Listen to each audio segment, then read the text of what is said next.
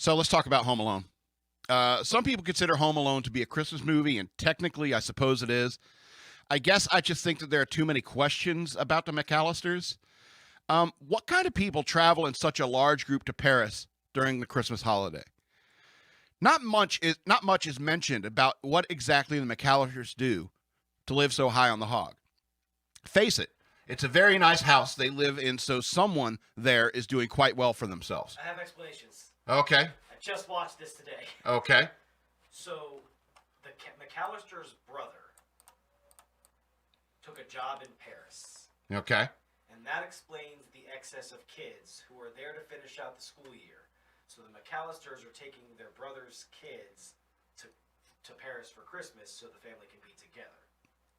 Okay. That explains the excess of children in the family that don't live there.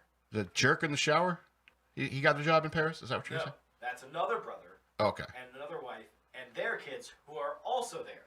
So it's 3 families in that house. All right. I like my theory better. Oh, they don't all live there. I'm just saying. Oh, I see. There's 3. Yeah, I got you. The one brother has a job in Paris. Okay. So we can assume that They're already there? all of them are money-making people. Okay. Okay. Not just The the McAllisters. McAllisters, but Okay. also the brother who has the job in Paris. Okay.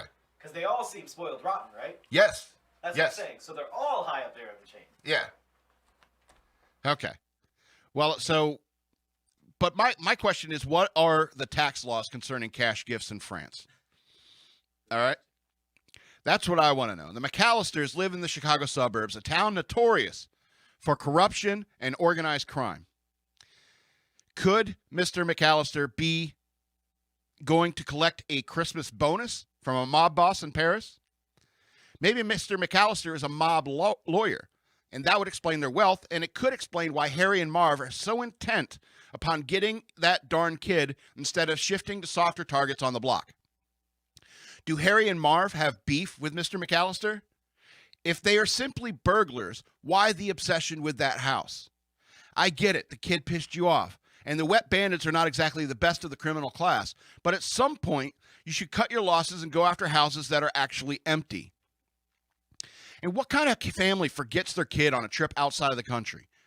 I know Kevin is annoying and a pest, but that's the point. They should have quickly noticed the absence of his irritating behaviors on the way to the airport. And I don't care if the teenage daughter did a head count, and who trusts teenage girls with anything anyway? So you can go ahead and watch this movie this holiday season, but I don't really consider it a Christmas movie. It's more of a bond between a mother and son movie than anything. After all, Mr. McAllister seems blissfully unconcerned with anyone in his family. Perhaps he's too preoccupied with pleasing the Don. So go and watch Home Alone, and perhaps Home Alone 2 for the Trump cameo. But from there, you have to start in on the Saw movie series. After all, we all know that Kevin McAllister grew up to be the Jigsaw Killer. So now you can watch those Home Alone movies with a little darker edge, and imagine what Kevin would really like to do with Harry and Marv. You know, a puppet rides in with a tricycle. Hello, Mr. Lime. Or as your friends call you, Harry. You have quite a temper, Mr. Lime. You're a bit of a hothead. They used to tar and feather hotheads years ago. Or perhaps even, hello, Mr. Merchants. Or as your partner calls you, Marv. You're in a dangerous business, Mr. Merchants. And you seem intent on making a name for yourself in all the wrong ways. You need to learn how to tread lightly, Mr. Merchants. Tread lightly, as if ornaments and micro machines are all over the floor. Tread lightly, as if there were nails on the stairs. Anyway, that's how I like to enjoy Home Alone. Serial killer in the making.